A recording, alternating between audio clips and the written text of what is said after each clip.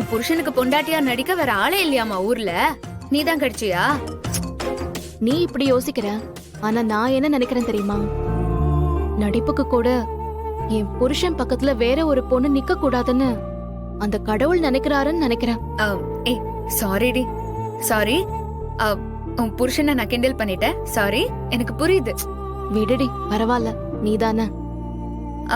சரி, நாளைக்கு என்னதான் பிளான்? இல்ல, நாளைக்கு அங்க போனாதான் தெரியும். ஏய், நான் ஒரு ஐடியா கொடுக்கவா?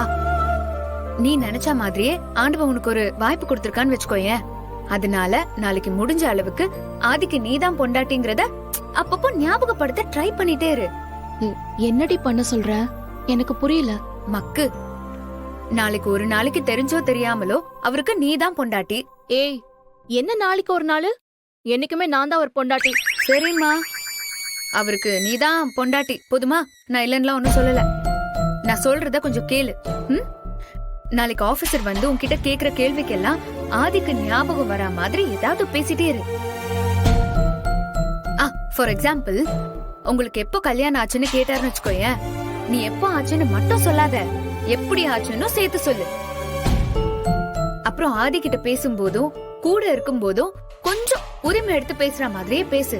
ஒருவேளை நான் அப்படி பண்ண போய் அதனால அவருக்கு ஏதாவது சந்தேகம் வந்துட்டா? ஹேய், உடனே ஆக்டிங்னு சொல்லிட்டு போயிடுறீ, அவ்வளவுதான். ஏய், அதுக்கப்புறம் ஒரு முக்கியமான விஷயம், எக்காரணத்து கொண்டும் அவர் விருப்பத்துக்கு மாறா நீ பேசவோ நடந்துக்கவோ கூடாது. ஏன்னா நீ ரொம்ப உரிமை எடுத்துக்கிட்டேன்னு வச்சுக்கோயேன், அவருக்கு சந்தேகம் வந்துரும். அதே டைம்ல நீ உரிமை எடுத்துக்கலன்னு வச்சுக்கோயேன், அப்புறம் உனக்கு விருப்பம் இல்லைன்னு அவர் ஒரு மாதிரி கில்ட் ஃபீல்ல தப்பா ஏதாவது யோசிக்கிறதுக்கும் வாய்ப்பு இருக்கு, பாத்துக்கோ. புரியுது. அது மட்டும் இல்லடி, ஆதிக்கிட்ட நீ நடந்துக்கிறத வச்சே உன்னை பத்தி அவரு யோசிக்க ஆரம்பிக்கணும்ல, உன் வாழ்க்கைய பத்தி கேட்கவும் ஆரம்பிக்கணும்.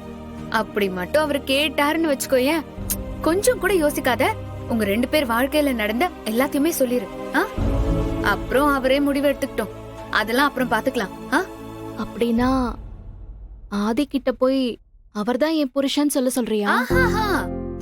டைரக்டாலாம் சொல்லாத, அவருக்கு புரியுற மாதிரி, அதே சமயம் அவருக்கு டவுட்டும் வராத மாதிரி சொல்ற.